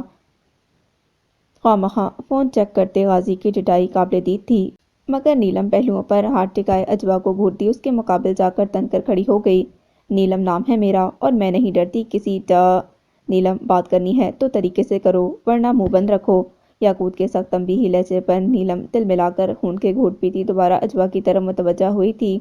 ذرا دھیان سے سنو میری بات، اس گھر میں تمہیں جو کرنا ہے کرتی رہو، میری جوتی کو بھی پرواہ نہیں، لیکن وہ جو بیٹا ہے نا گٹار کے پیچھے، ویسے تو مجھے پورا یقین ہے کہ ضرور اس نے کوئی واہیات حرکت کی ہے جس کی وجہ سے یہ منہ دکھانے کے قابل نہیں رہا۔ رگ رگ سے واقف ہوں میں اس میسنے آدمی کی۔ یزدان کی سمت گھورتی نیلم کچا چبا جانے والے انداز میں اجوا سے ہی مخاطب تھی۔ دوسری جانب ہنسی چھپانے کے لیے رخ پھیرتے غازی نے یاقوت کو بھی دیکھا جو سر پکڑے بیٹھا تھا۔ پھر بھی میں تمہیں بتا دوں کہ اس واہیات بندے کی طرف نظر اٹھا کر بھی نہ دیکھنا، کیونکہ یہ حق اس کے گھر والے مجھے سونپ چکے ہیں۔ جھوٹ مت بولو نیلم، اللہ کو منہ دکھانا ہے۔ غازی نے کافی سنجیدگی سے مداخلت کی تھی۔ ایک تو ان بھائیوں نے جینا دو بھر کر رکھا ہے۔ غازی پر بھڑکتی وہ گٹار کے پیچھے منہ چھپائے بیٹھے یزدان کی طرف متوجہ ہوئی۔ چپ نہیں کرواؤ گے اپنے بھائیوں کو؟ میرا تمہارا گھر بسنے سے پہلے ہی اجاڑ دینے پر تلے بیٹھے ہیں یہ لوگ، شادی سے پہلے ہی میرا خون خشک کر چکے ہیں، بعد میں جانے کیا ہوگا ان حاسدین کا۔ یک لخت نیلم کی زبان بند ہوئی جب اس نے یاقوت کو اپنی جگہ سے اٹھ کر آتے دیکھا۔ اچھا اچھا سوری، سورج سے وہ اجوا کے عقب میں چھپتی چیخی تھی۔ اے سنو، مجھے ان سے بچاؤ، ان کو پتھر کا بنا دو، مجسمہ بنا دو، سنگ مرمر کا۔ یاقوت کے نہ رکنے پر وہ اب اجوا سے مدد مانگتی کھلکھلائی تھی۔ تم سیدھی طرح میرے سامنے آتی ہو یا نہیں؟ بامشکل غصہ ضبط کرتے یاقوت نے اسے اجوا کے عقب سے نکلنے کا اشارہ کیا۔ جواباً وہاں سے بھاگنے سے پہلے اس نے اجوا کو یاقوت کی طرف دھکیل دیا۔ اجوا اس حملے کے لیے بالکل تیار نہ تھی۔ بری طرح لڑکھڑاتی وہ یاقوت سے جا ٹکرائی جو خود بوکھلا اٹھا تھا۔ میری آنکھیں کیوں نہ پھٹ گئیں یہ سب دیکھنے سے پہلے؟ یزدان دل دونوں ہاتھوں سے تھامے دہائی دے رہا تھا۔ آئی ایم سوری اجوا، مجھے سمجھ نہیں آ رہا کس کس چیز کے لیے معذرت کروں۔ آبے کا آبا ہی بگڑا ہوا ہے۔ شرمندگی سے وہ اس سے مخاطب تھا جو شانوں پر چادر درست کرتی خفت زدہ سرخ چہرے کے ساتھ بس اسے دیکھ کر رہ گئی، جبکہ یاقوت خاموش کھڑا امیر حمزہ کی طرف متوجہ ہوا جس کا چہرہ اجوا کی موجودگی پر کچھ فک تھا۔ گاڑی ٹھیک ہو گئی ہے، میری بائک کی چابی؟ پھنسی پھنسی آواز میں وہ بولا جس پر یاقوت کے تاثرات بگڑے تھے۔ کوئی موجود ہے سامنے؟ سلام دعا کی توفیق ہے تمہیں یا نہیں؟ غازی کی سنجیدگی سے ڈھکنے پر امیر حمزہ نے بوکھلا کر اجوا کو سلام چھاڑا۔ تعارف بھی کرواؤ اپنا، ان کو کیا پتا تم کون ہو؟ اس سے پہلے کہ امیر حمزہ اپنی بائک کی چابی یاقوت سے جھپٹ کر دوڑ لگاتا، غازی نے پھر بریک لگا دیے۔ کچھ دن میں ان کو خود ہی اندازہ ہو جائے گا کہ میری صورت میں مفت کا ایک مکینک ملا ہوا ہے آپ دونوں کو۔ اپنی کھٹارا گاڑی کی مرمت مجھ سے کروانے کے لیے میری عزیز ترین لاکھوں کی بائک اغوا کر لیتے ہیں۔ ابھی بھی میری بائک کی چابی ان کے قبضے میں ہے۔ کس کر بولتے امیر حمزہ نے آخری شکایتی جملہ براہ راست اجوا سے کہا تھا۔ قبضے میں کہاں ہے؟ سنبھال کر رکھی ہے، اب مانگ رہے ہو تو دے رہا ہوں۔ یاقوت نے گڑبڑا کر بائک کی چابی اسے تھما دی۔ دے نہیں رہے، دینے پر مجبور ہو گئے ہیں، امیر حمزہ نے خشمگی لہجے میں کہا تھا۔ تبھی یزدان گٹار چہرے سے ہٹاتا ذرا آگے بڑھ آیا۔ امیر حمزہ، ان کو بتاؤ اس گھر میں تم سے اور تمہاری بائک سے مخلص ایک میں ہی ہوں۔ یہ بھی بتانا کہ میں تمہارا کتنا گہرا دوست ہوں، بتانا ذرا میں کتنا اچھا ہوں۔ پتا۔ یزدان کے پرجوش انداز پر غازی بمشکل مسکراہٹ چھپائے بیٹھا تھا۔ تم کتنے اچھے ہو اس کا اندازہ مجھے تمہارے کمرے میں کچھ وقت گزارنے کے بعد ہو گیا ہے۔ اجوا نے ناگوار نظروں سے اسے دیکھنے کے بعد امیر حمزہ کو دیکھا۔ یہ بہت گہرا دوست ہے تمہارا، اس کا مطلب ہے کہ تم دونوں مل کر کونے خدروں میں چھپ کر سگریٹیں پھونکتے ہو؟ اجوا کے کڑوے سوالیہ لہجے پر امیر حمزہ نے بوکھلا کر نفی میں سر ہلایا تھا۔ اور تمہارے بے ہدایتی ہونے پر تو مجھے اب کوئی شبہ نہیں۔ بیڈ کے ٹیبل کے نیچے سے میں نے خود سگریٹ کے ٹوٹے برآمد کیے ہیں۔ شرم نہیں کوئی؟ بڑے بھائیوں کی موجودگی میں گھر کے اندر ایسی حرکتیں کرتے ہو؟ خونخوار نظروں سے یزدان کے لٹکے چہرے کو گھورتی وہ پلٹ کر اندر چلی گئی، جبکہ موقع غنیمت جانتے ہوئے امیر حمزہ بھی سرپٹ وہاں سے بھاگ کھڑا ہوا۔ بھائی میں نے ایسی کوئی حرکت نہیں کی، وہ پتہ نہیں کیوں میری ہی مٹی پلیت کرنے پر تیار بیٹھی ہے۔ بصورتی آواز میں یزدان نے مظلوم بننے کی ناکام کوشش کی تھی۔ اندازہ ہے مجھے کہ تم کتنے سچے ہو، منہ نہ کھلوانا میرا۔ یاقوت نے کھرکا تھا۔ سچا تو میں ہوں اور پوری سچائی سے اس پر فدا ہو بیٹھا ہوں۔ اسے کھانا پیش کرو یا خدمت میں اس کے لیے چائے بناؤ، لیکن کسی نے بھی موقع پر چوکا لگا کر میرے اور اس کے درمیان آنے کی کوشش کی تو اینٹ سے اینٹ بجا دوں گا۔ بات سنو، یہ دھمکی کیا تم مجھے دے رہے ہو؟ غازی نے ایبرو چڑھا کر اسے دیکھا۔ تو ظاہر ہے آپ کون سا دودھ کے دھلے ہیں، یزدان سر جھٹک کر بولا۔ بکواس مت کرو۔ یاقوت کے گھورنے پر وہ کینہ توز نظروں سے ان دونوں کو وہاں سے جاتے دیکھتا رہا تھا۔ غسل کر کے وہ عشاء کی نماز کی ادائیگی میں مصروف ہو گئی۔ نماز کے دوران اسے دستک کی آواز سنائی دی تھی، مگر جواب نہ پا کر جو بھی آیا تھا واپس چلا گیا۔ وہ اطمینان سے نماز کی ادائیگی کے بعد خاموشی سے بیڈ کے کنارے بیٹھی اس گھر میں آنے والے وقت کے اور اپنے بارے میں سوچ رہی تھی کہ ایک بار پھر دستک کی آواز ابھری۔ نیموا دروازے کے باہر حاج کی موجودگی پر وہ گہری سانس بھر کر دروازہ کھولتی باہر آ گئی۔ آ جاؤ اجوا، کھانے پر میں اور یمنا تمہارا انتظار کر رہے ہیں۔ میں پہلے آیا تھا تو تم نماز پڑھ رہی تھیں، کھانے کے بعد ہم دونوں واک پر چلیں گے۔ تمہیں یاد ہے جب میں شہر سے قصبے جاتا تھا تو ہم کھیتوں تک رات گئی تک جاتے ہوئے دنیا بھر کی باتیں کرتے تھے۔ خوشگوار لہجے میں وہ پرانی یادیں تازہ کر رہے تھے۔ پہلے کی کوئی بات مجھے یاد نہ کروائیں کیونکہ اس سے کوئی فرق پڑنے والا نہیں، سب کچھ پہلے جیسا اب کبھی نہیں ہو سکتا، وہ سپاٹ لہجے میں بولی تھی۔ کوشش کرنے میں کیا حرج ہے، ہاتھ سنجیدگی سے بولے۔ ٹیبل پر پلیٹوں کو ترتیب دیتی یمنا نے بس ایک کڑی اور ترچھی نگاہ اس پر ڈالی جو حاج کے ہمراہ چلتی ڈائننگ ہال میں آ گئی تھی۔ کرسی پر بیٹھتے ہوئے اس نے ایک نظر سامنے بیٹھی یمنا کو دیکھا اور ان کے ناگوار اور بیزار تاثرات بھانپ گئی تھی۔ حاج نے اسے کھانا شروع کرنے کے لیے کہا اور ایک ایک چیز اٹھا کر اس کے سامنے رکھتے ہوئے جبکہ ٹس بیٹھی یمنا یہ سب دیکھتی اندر ہی اندر بل کھاتی رہی۔ یمنا تم نے کھانا شروع کیوں نہیں کیا؟ پلیٹ خالی ہے تمہاری؟ ہاتھ چونک کر استفسار کر رہے تھے۔ بڑی جلدی خیال آیا پوچھنے کا۔ یمنا کے جلے بھنے انداز پر وہ بس انہیں دیکھ کر رہ گئی۔ اب بھوک نہیں ہے مجھے، آپ کھائیے، منہ پھیرے وہ ناگواری سے بولی جبکہ بغور ان کے تیور دیکھتی اجوا کو احساس ہو گیا تھا کہ کھانے کے لیے ٹیبل تک آ کر اس نے غلطی کی ہے۔ اگر آپ میری وجہ سے کھانا نہیں کھا رہی تو میں بھی چلی جاتی ہوں، کمرے میں ہی کھایا کروں گی آئندہ۔ ایسی بات نہیں ہے اجوا، تمہاری موجودگی سے اسے کیا مسئلہ ہو سکتا ہے؟ تم اس گھر کی فرد ہو اور ہم سب کے ساتھ ہی کھانے میں شامل رہنا آگے بھی تمہیں۔ صفائی پیش کرتے ہاتھ اسے تاکید کر رہے تھے۔ بات سنو بی بی، یہ میرا گھر ہے، میرے شوہر کا گھر ہے، مجھے جب جو کرنا ہوگا کروں گی، مجھے کسی کے موجود ہونے یا پھر نہ ہونے سے فرق نہیں پڑتا۔ یمنا کے نخوت بھرے لہجے پر حاج ایک ناگوار نگاہ اس پر ڈال کر اجوا کی طرف متوجہ ہوئے۔ تم کھانا کھاؤ اجوا۔ حاج کے تاثرات دیکھتی وہ خاموشی سے کھانے کی طرف متوجہ ہو گئی۔ یمنا یوں ہی کھولتی رہیں اور کنکھیوں سے اس کا جائزہ لیتی رہیں۔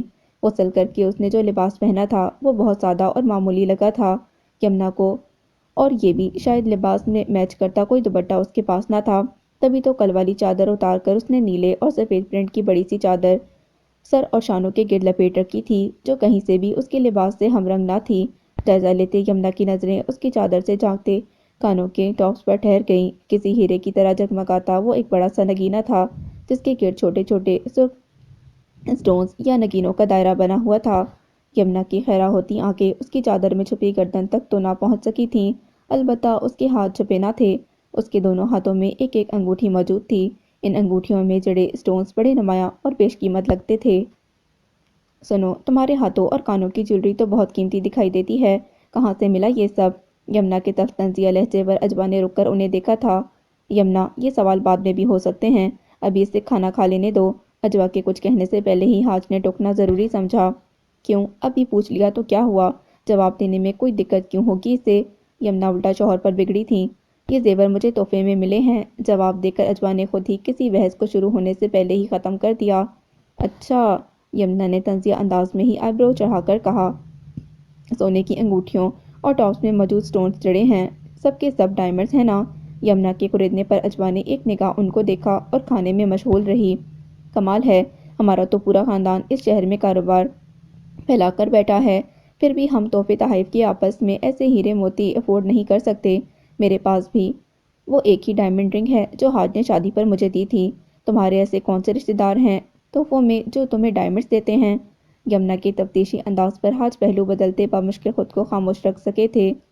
ہیں کچھ جان پہچان والے، ان کی جانب دیکھے بغیر اجوا سپاٹ لہجے میں بولی۔ یہ وہی جان پہچان والے تو نہیں جن کا انکشاف شرمین نے کیا تھا؟ یعنی حقیقت میں بہت اونچی اونچی تعلق داریاں ہیں تمہاری۔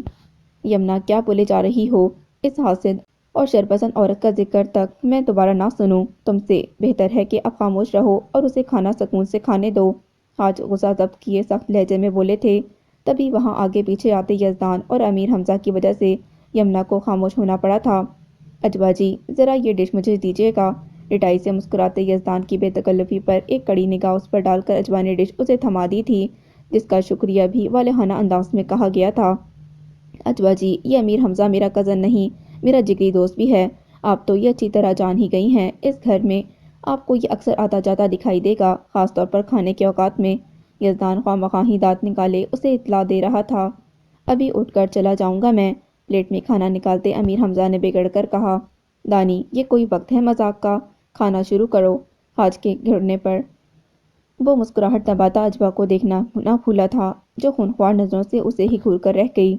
دانی، منہ بند رکھا کرو اب، اس کو پسند نہیں آ رہا تمہارا مخاطب کرنا تو کیوں اسے مخاطب کر رہے ہو؟ یمنا کی نظروں سے اجوا کی ناگواری چھپی نہ رہ سکی تھی، لہذا گھرک دیا یزدان کو۔ اجوا بھی محسوس کر گئی ان کے غصے کو، مگر بے نیاز رہی تھی۔ اجوا، کل تم تیار رہنا، یمنا کے ساتھ تمہیں شاپنگ پر جانا ہے، اپنے لیے تمہیں جس چیز کی بھی ضرورت ہو خرید لینا۔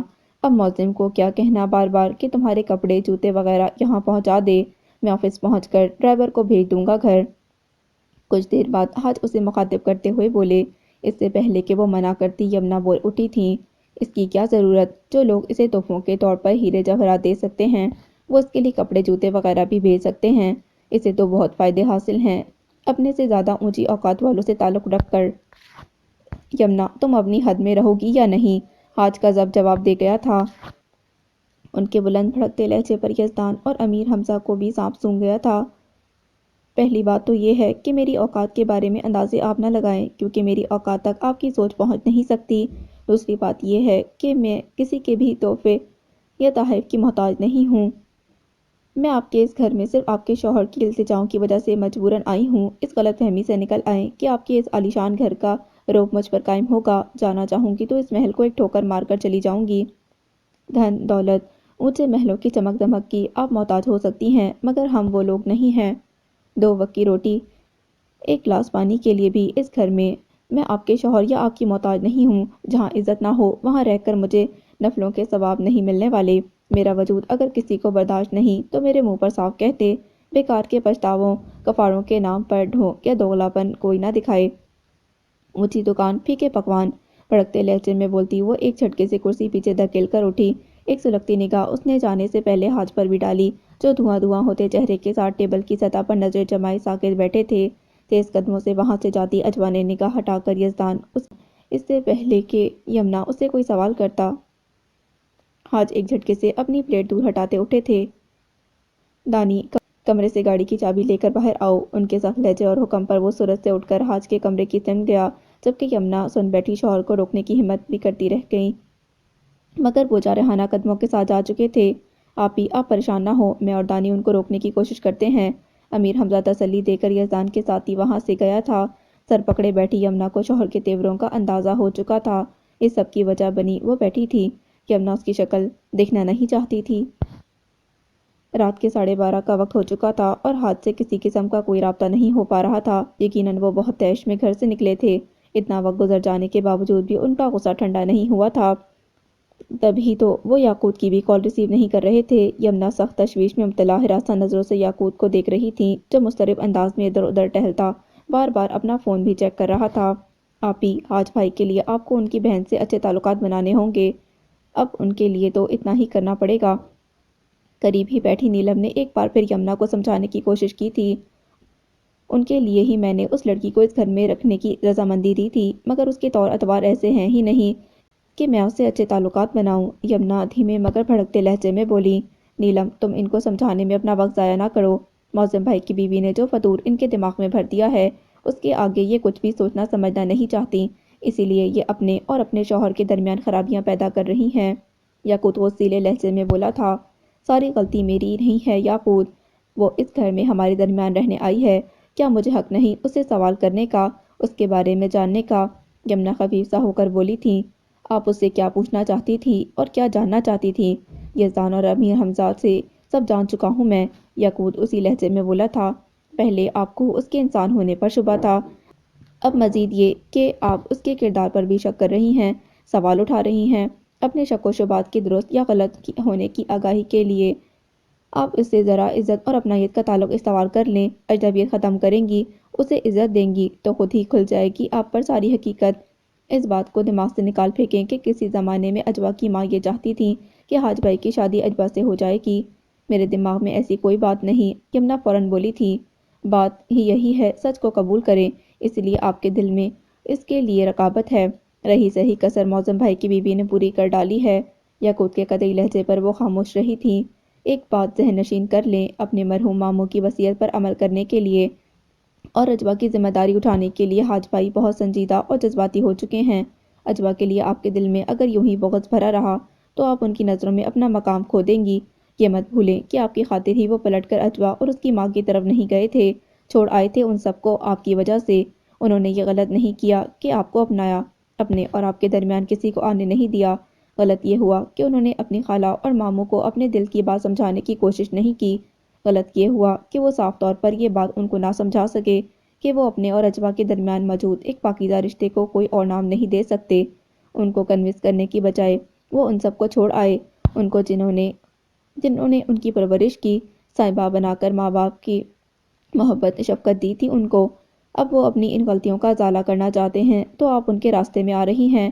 وہ اپنے پچھتاووں سے نجات تبھی پا سکیں گے جب اجوا کا دل ان سے صاف ہوگا، اور یہ تب ہی ہوگا جب ہم اس کوشش میں حاج بھائی کا ساتھ دیں گے۔ حاج بھائی کے لیے اپنے دل کو اور اپنے ظرف کو بڑا کریں، کسی کی اوقات، کسی کے کردار پر سوال نہ اٹھائیں۔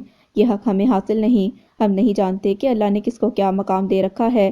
کوئی نہیں جان سکتا کہ کس کا کردار اس کی بارگاہ میں بہتر اور اونچا ہے۔ یاقوت کے خاموش ہونے پر یمنا نے ایک نظر خاموش بیٹھی نیلم کو دیکھا تھا۔ ٹھیک ہے، میں جا کر اجوا سے معافی مانگ لیتی ہوں، وہ بولی تھی۔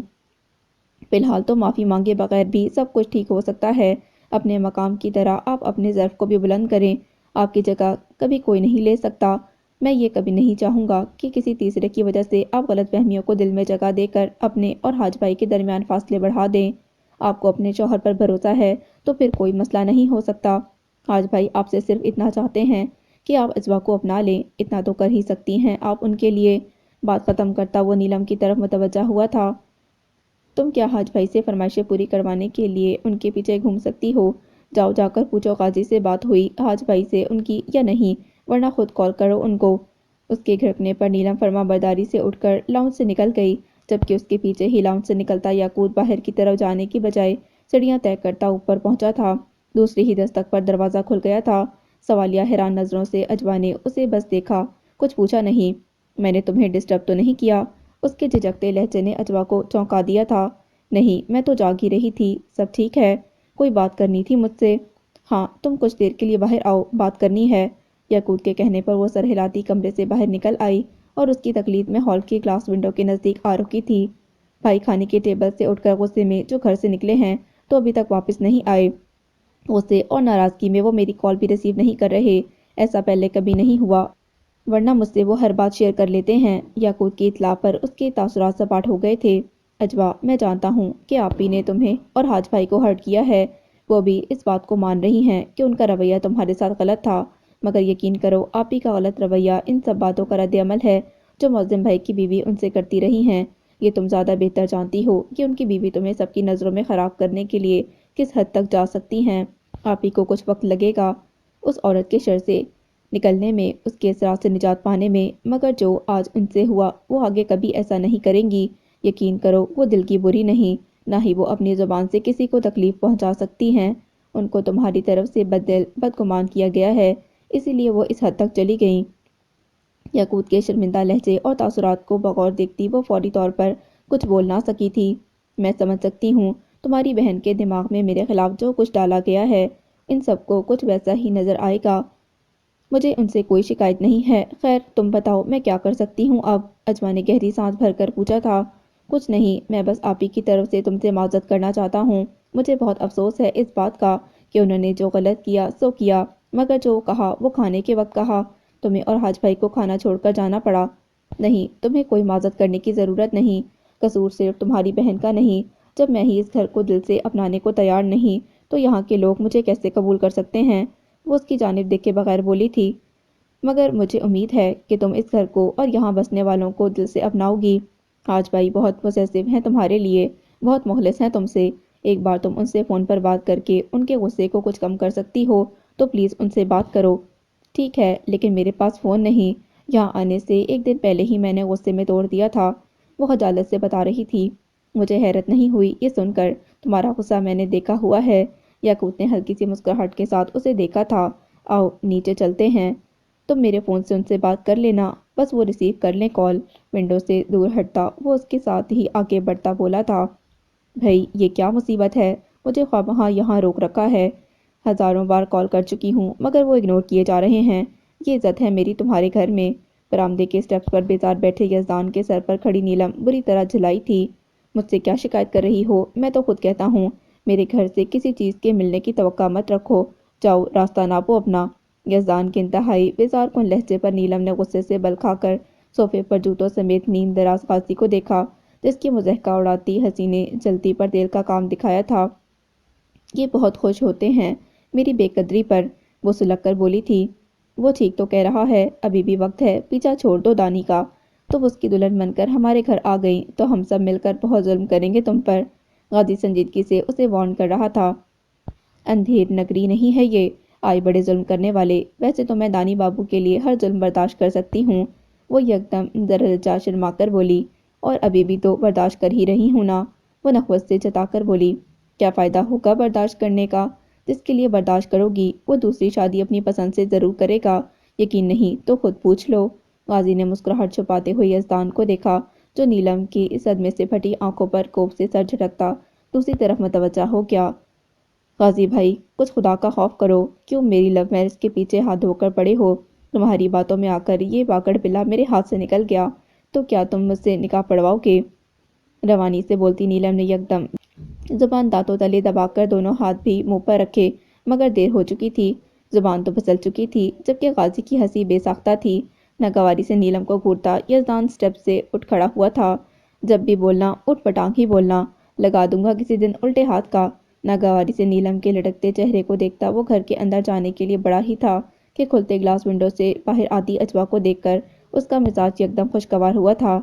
آئیے آئیے اجوا جی، آپ کے آنے سے تو جیسے ماحول میں جان آ گئی، گلشن میں بہاریں آ گئی ہیں، اور میں تو کھل کر گلاب ہو گیا ہوں۔ کارنش میں لاتے یزدان کو مزید کچھ کہنے کا موقع نہیں ملا تھا کہ پسلیوں سے ٹکراتی نیلم کی کوہنی کا جھونکا اتنا شدید تھا کہ وہ کراہتا لکھڑا کر خود ہی پیچھے ہٹ گیا۔ اس کے دماغ میں کوئی خلل ہے کیا؟ ناگواری ضبط کیے اجوا نے یاقوت سے سوال کیا تھا۔ اس نااہل کے دماغ میں میرے نام کا خلل ہے؟ تمہیں مسئلہ ہے کوئی؟ نیلم تنک کر درمیان میں بول اٹھی تھی، خاموش رہو، جس کام کے لیے بلایا تھا وہ تو ہوا نہیں تم سے۔ کس کام کی ایسی مکھن پالش کہ حاج بھائی تم سے بھی بات کرنے کے لیے تیار نہیں؟ یاقوت کے گرکنے پر نیلم خفت سے اسے دیکھ کر ہی رہ گئی، جبکہ یاقوت ایک بار پھر اپنے فون پر ہاتھ سے رابطہ کرنے کی کوشش کرنے لگا۔ غنیمت تھا کہ اس بار اس کی کال ریسیو کر لی گئی تھی۔ میں سچ بول رہا ہوں، آپ کی گمشدگی نے اجوا کو بھی پریشان کر دیا ہے۔ وہ ہم سب کے ساتھ ہی آپ کے انتظار میں باہر موجود ہے۔ آپ کو یقین نہیں تو اسے بات کروا دوں آپ کی؟ بولتے ہوئے یاقوت نے ایک مسکراتی نگاہ اس پر ڈالی تھی جو بس اسے دیکھ کر رہ گئی۔ ٹھیک ہے پھر جلدی آ جائیں، جو بھی مسئلہ ہے بات کرنے سے ہی حل ہوگا۔ لائن ڈسکنیکٹ کرتا وہ صوفے پر بیٹھا غازی کی طرف بھی متوجہ ہوا تھا۔ مبارک ہو، وہ گھر کی طرف ہی آ رہے ہیں۔ تو اور کہاں جانا تھا انہوں نے؟ بیگم کا شکنجہ ہی اتنا سخت ہے، ہمیں رخ جمانے کے لیے نکل گئے، سیر سپاٹے ہی ہو گئے ہوں گے اس بہانے۔ وہ ضحکہ اڑاتی نیلم کی مسکراہٹ غائب ہوئی تھی ان سب کی سنجیدگی نظروں پر۔ تمہاری اب یہاں کوئی ضرورت نہیں، جاؤ اپنے گھر جا کر سو جاؤ۔ یاقوت نے اسے گھر جانے کا اشارہ دیا۔ شب بخیر نیلی، غازی نے ہاتھ ہلاتے ہوئے اسے مزید جلایا تھا۔ تم بس کھڑے کھڑے میری عزت افزائی ہوتے دیکھتے رہنا، بولو گے نہیں کچھ ان بھائیوں کو؟ نیلم کا غصہ یزدان پر اترا تھا۔ میں کیا بولوں، خود ہی بھگتو۔ یزدان نے ہاتھ جھاڑے تھے۔ خود ہی بھگتو تو ایسے بول رہا ہے جیسے میں اس کے فرشتوں کے ساتھ رخصت ہو کر آؤں گی اس گھر میں۔ نیلم بھڑک اٹھی تھی، کیا بات کر رہی ہو؟ ہم انسان کے بچے تمہیں اپنے گھر میں لے کر آنے کو تیار نہیں اور تم فرشتوں تک پہنچ گئی۔ غازی کے فوراً ہی کہنے پر اجوا نے اسے دیکھا جو پہلوؤں پر ہاتھ رکھے دانت پیستی غازی کو گھورتی کوئی کرارا جواب سوچ رہی تھی۔ سنو، اسی طرح کھڑی رہو، تمہیں جھاڑ پھونک کی شدید ضرورت ہے۔ اجوا نے جس طرح اچانک نیلی کو تاکید کی، سب ہی چونک اٹھے تھے۔ ویسے بھی یہاں مشہور ہے کہ میں جھاڑ پھونک کرنے والی جادوگرنی ڈائن وغیرہ ہوں، تو دکھا دیتی ہوں عملی تفسیر۔ ذرا کالا دھاگا لے کر آنا۔ آستین چڑھاتے ہوئے اجوا نے یزدان کو جیسے حکم دیا تھا، جبکہ ہکا بکا کھڑی نیلی کا چہرہ فک ہوا تھا۔ بھائی یہ کیا بول رہی ہے، سمجھاؤ اس کو۔ سرگوشی میں یاقوت کو مخاطب کرتے یزدان کی ہوائیاں اڑی تھیں۔ میں کیا سمجھاؤں، تم سمجھاؤ، اس کے آنے سے ابھی تم ہی کھل کر گلاب ہو رہے تھے۔ بنائے گی اب تمہارا قلندر، صبر تو کرو۔ یاقوت نے دھیمے خشمگین لہجے میں اسے مزید بدحواس کر دیا تھا۔ اے پاگل عورت، خبردار جو مجھ پر پڑھ کر پھونکا، میں تم سے بھی بڑی ڈائن ہوں، بھون کر رکھ دوں گی کوئی منتر پڑھے بغیر۔ یاقوت بھائی سمجھاؤ نا یار اسے، ڈرا رہی ہے مجھے یہ۔ اجوا کو یکٹک اپنی سمت گھورتے دیکھ کر دھمکیاں دیتی نیلی زیادہ دیر تک اپنے خوف کو نہیں چھپا سکی تھی۔ بھاگو نیلم، بھاگو بھاگو۔ غازی کی بلند دہشت پھیلاتی آواز پر اس نے واقعی پلٹ کر اندھا دھن اپنے گھر کی سمت دوڑ لگا دی۔ غازی کا بلند ہوتا کہکا اسے سنائی بھی نہیں دیا ہوگا۔ نیلم کے بھاگتے ہی وہ مکمل طور پر یزدان کی طرف متوجہ ہو گئی جو کنفیوز کھڑا تھا۔ وہ تو بھاگ گئی، اب تم آ جاؤ۔ ترنگ بھرا شیطان گھسا ہوا ہے جو تمہارے اندر، اسے نکالنا بہت ضروری ہے۔ نہیں، مجھ پر کچھ نہ پھونکنا، بھائی مجھے بچاؤ بھائی۔ یزدان ہڑبڑا کر بھاگتا اس صوفے کے پیچھے جا چھپا تھا جس پر غازی اطمینان سے بیٹھا تھا۔ اس کی دہائیوں پر اجوا مسکراہٹ چھپاتی برآمدے کے سٹیپس اترنے لگی تھی۔ مسکراتے ہوئے غازی نے صوفے کے پیچھے جھانکا تھا۔ ترنگ بھرے شیطان نہ کٹوا دی تم نے ہماری، بڑے دعوے کر رہے تھے محبت کے، ذرا ہمت کر لیتے، ہو سکتا ہے وہ عشق وظیفہ پڑھ کر پھونکنے کا ارادہ رکھتی ہو، موقع ضائع کر دیا تم نے دانی بابو، غازی نے مسکراتے ہوئے اسے چھیڑا تھا۔ ارے ہٹاؤ بھائی، ہم تو خود عشق کو اپنا امام بنائے بیٹھے ہیں، ہمیں کیا ضرورت عشقیہ وظیفوں کی، اور تم کیوں اس کی طرف گالیاں کرتے ہو؟ مینیجر نہ بنو اس کے، میرا تماشا دیکھتے رہو اور دونوں چوکے لگاتے رہو اس کی نظروں میں ڈیسنٹ بن کر، یزدان لڑنے والے انداز میں بولا تھا۔ ذرا صوفے کے پیچھے سے طلوع ہو کر دیکھو کہ مسلسل چوکے چھکے کون لگا رہا ہے۔ غازی کی معنی خیز مسکراہٹ پر یزدان نے چونک کر صوفے کے پیچھے سے سر اونچا کیا۔ سامنے ہی یاقوت اور اجوا آپس میں کوئی بات کرتے ٹہل رہے تھے۔ میری ہی محبت کے ساتھ میرے ہی ارمانوں کی چتا پر کیسے چہل قدمی کرتے جا رہے ہیں؟ کینہ توز نظروں سے ان دونوں کو گھورتا یزدان جل بھن کر بولا تھا۔ تو جا کر بچا لو اپنے ارمان، غازی نے اکسایا۔ ایسا کوئی پاگل نہیں ہوں، آپ کو پتہ نہیں ہے ان کا تابڑ توڑ گھونسے مکے مارنے کے رسیاں ہیں وہ، ان کو تو موقع مل جائے ہاتھ صاف کرنے کا۔ آپ آؤ گے مجھے بچانے؟ بگڑ کر پوچھتا یزدان صوفے کے پیچھے سے نکل آیا تھا۔ میں بھی کوئی ایسا پاگل نہیں ہوں، غازی نے صاف انکار کیا تھا۔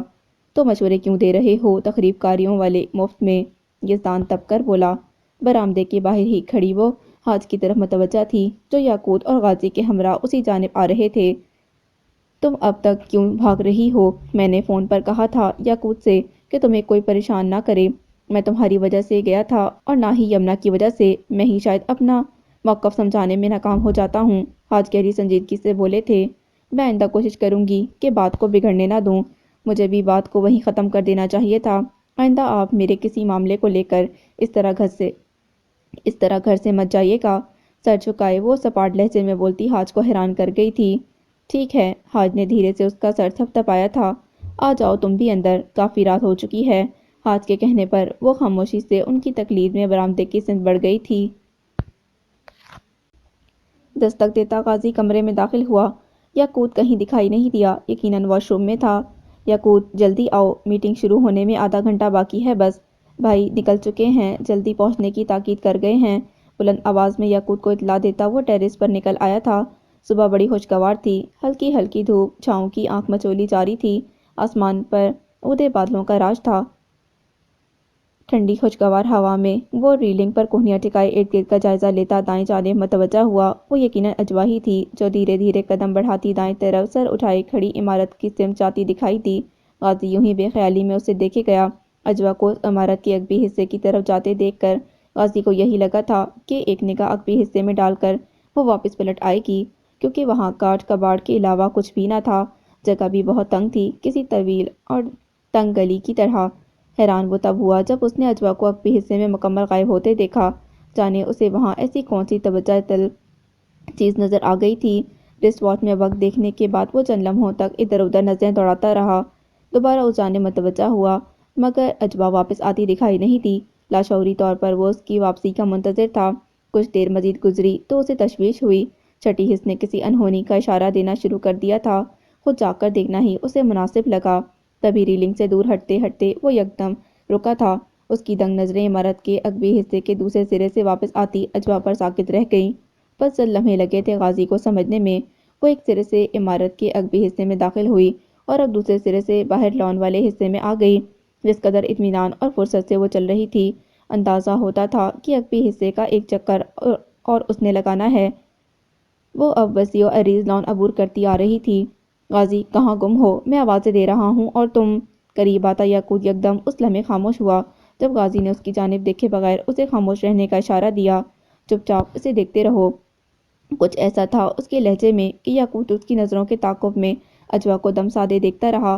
غازی کا اندازہ ٹھیک تھا، وہ سبک روانی سے چلتی لان کی حدود سے نکل کر پکے فرش پر چلتی دوبارہ اس عمارت کے عقبی حصے کی طرف جاتی آنکھوں سے اوجھل ہو گئی۔ یاقوت کی آنکھیں وہیں ٹھہر چکی تھیں۔ کچھ وقت خاموشی سے گزارنے کے بعد یاقوت کو بے چینی لاحق ہوئی۔ وہ کہاں رہ گئی؟ مجھے جا کر دیکھنا ہے۔ تمہیں جانے کی ضرورت نہیں، غازی نے اس کی بات کاٹی، وہ خود ہی دوسرے سرے سے نکلے گی، ایک چکر وہ میری آنکھوں کے سامنے اس عقبی حصے کا لگا چکی ہے۔ غازی کیا بات کر رہے ہو؟ یہ کیسے ممکن ہے؟ تم سب کیوں اس لڑکی کو ماورائی مخلوق ثابت کرنے پر بضد ہو؟ وہ گفت سے بولا۔ تم جانتے ہو دوسری طرف سے نکلنے کا کوئی راستہ ہے، نہ چلنے کی جگہ کہ وہ یکدم رک کر غازی کے اشارے پر اس نے جو دیکھا وہ ایک پل کو اس کے ہوش اڑا گیا۔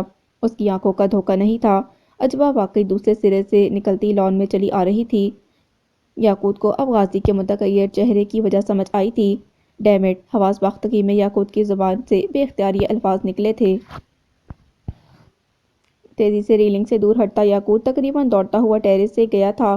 عقب سے آتی اپنے نام کی پکار پر وہ چونک کر پلٹی اور مکمل اس کی طرف متوجہ ہو گئی، جو لمبے لمبے ڈگ بھرتا دور سے اپنی طرف آتا ہوا دکھائی دیتا۔ دل کو عجیب سے ہوشی اور سرشاری سے دوچار کر گیا۔ بلیک جینز اور ہنی کلر فٹڈ شرٹ میں اس کا دراز قد اس وقت کچھ اور زیادہ نمایاں اور خوش کن دکھائی دے رہا تھا۔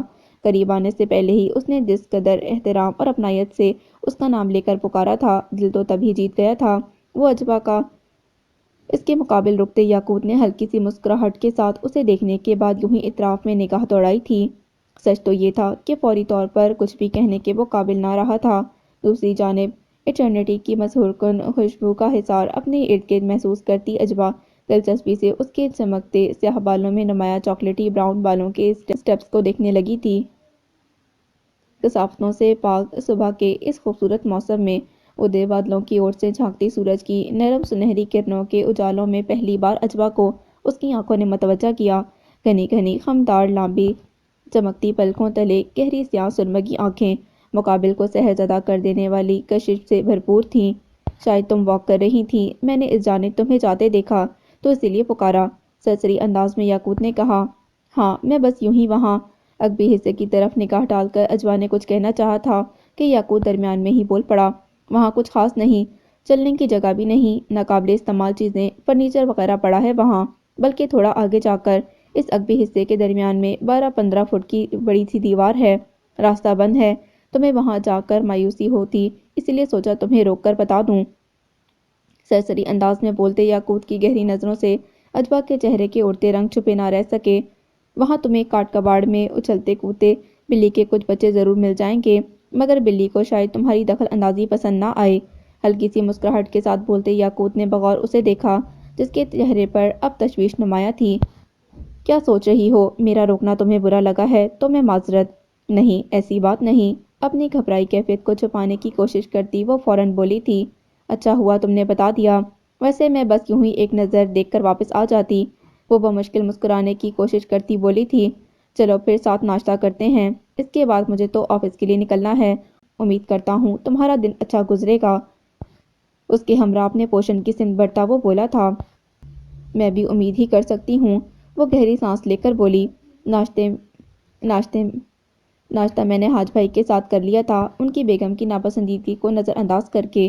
یہ اچھی بات ہے، خود کو پرسکون اور ماحول کو پرامن رکھنے کے لیے کچھ چیزوں کو نظر انداز کرنا پڑے تو کر دینا چاہیے۔ یاقوت نے مسکراتی نظروں سے اسے دیکھا تھا، بالکل، لیکن یہاں چیزوں کی نہیں، تمہاری بہن صاحبہ کی بات ہو رہی ہے، وہ مسکرا کر بولی تھی، میرا خیال ہے کہ یہاں ان کے رویے کی بات ہو رہی ہے، تم سے مانوس ہوں گی تو رویہ بھی بہتر ہو جائے گا، نہ بھی ہو تو بہتر، فرق نہیں پڑنے والا، صحیح معنوں میں نند ہوں ان کی، شوہر کے لیے ہی صحیح، جھیلنا تو پڑے گا۔ وہ درمیان میں بولتی اسے لاجواب کر گئی تھی، کیا میں تمہارے فون سے ایک کال کر سکتی ہوں؟ یکدم کچھ یاد آنے پر عجبہ نے پوچھا۔ ہاں ضرور، کیوں نہیں؟ یاقوت نے رک کر اسے دیکھا تھا، میں آج ہی تمہارے لیے ایک فون لے آتا ہوں، تمہیں کوئی اعتراض تو نہیں ہوگا؟ نہیں، اعتراض کا سوال تو اس وقت پیدا ہوگا جب مجھے فون کی ضرورت ہوگی، میرا فون آج یا کل مجھ تک پہنچ جائے گا، بالفرض فون نہ ملا تو میں تم سے ہی کہوں گی، ایسا ہی ہونا چاہیے، کیونکہ میں چاہوں گا کہ تم تکلف اور گریز حاج بھائی تک ہی محدود رکھو، انہوں نے دل توڑا تھا تمہارا، میں نے نہیں۔ اس کی شرارتی نظروں اور لہجے پر عجبہ بس اسے دیکھ کر رہ گئی۔ نیچے سیڑھیوں کے پاس رکی وہ یاقوت کے آنے کا انتظار کر رہی تھی، جو اپنے کمرے سے فون لینے گیا تھا۔ یہ اتفاق ہی تھا کہ جس وقت یاقوت نیچے آیا، اسی وقت ہال کی طرف سے آتی یمنا بھی ٹھٹک کر رک گئی۔ یاقوت سے فون لیتے عجبہ کو دور سے ہی ان کی چپتی نظریں خود پر محسوس ہو گئی تھیں۔ اطمینان سے جہاں بات کرنی ہے کرو، فون اپنے پاس ہی رکھنا، میں خود تم سے لیتا ہوا جاؤں گا، نرم لہجے میں اسے مخاطب کرتا وہ تیز قدموں سے یمنا کی سمت بڑھ گیا، جو تیز نظروں سے اسے گھورتی پلٹ کر ہال کی طرف چلی گئیں۔ وہ دونوں گھر سے کچھ دور نکل آئے تھے جب غازی مکمل طور پر ڈرائیو کرتے یاقوت کی طرف متوجہ ہوا، اس کے چہرے پر بکھری سنجیدگی غازی کو غیر معمولی لگی تھی، اتنے سنجیدہ اور خاموش کیوں ہو؟ آپ ہی کے غصے اور ڈانٹ کا برا لگا ہے تو بیکار ہی ہے۔ وہ تمہاری جگہ اگر مجھے بھی اجبا سے بات کرتا دیکھتی تو میرا بھی پوسٹ مارٹم کر ڈالتی۔ ان کی باتوں کو کیا دل سے لگانا۔ غازی کی خشمناک لہجے پر یاقوت نے ایک نظر اسے دیکھا۔ آپ ہی کی باتوں کو دل سے لگانے کے لیے ان کے شوہر کافی ہیں، مجھے تو اس لڑکی نے حیران اور پریشان کر دیا ہے۔ یاقوت بولا تھا، تم حیران و پریشان ہو تو سوچو ذرا میری کیا حالت ہوئی ہوگی۔ میری تو آنکھوں کے آگے اندھیرا آ گیا، دماغ چکرا کر رہ گیا اور ابھی تک چکرایا ہوا ہی ہے۔ تم سے پھر کہہ رہا ہوں، کچھ نہ کچھ کرنا پڑے گا، ورنہ جو کچھ میں نے اور تم نے دیکھا ویسے ہی اس کے مزید 2-4 جوہر باقی گھر والوں کے سامنے بھی کھل گئے تو بہت بڑا مسئلہ بن جائے گا۔ قاضی نے تشویش سے کہا تھا، جانتے ہو وہ جس قدر انجان نظر آنے کی کوشش کر رہی تھی اس قدر وہ ہے نہیں۔ چند لمحوں کے لیے وہ پریشان ضرور ہوئی تھی، اسے بھی اندازہ ہو گیا کہ کوئی گڑبڑ یا لاپرواہی انجانے میں اسے سرزد ہو گئی ہے۔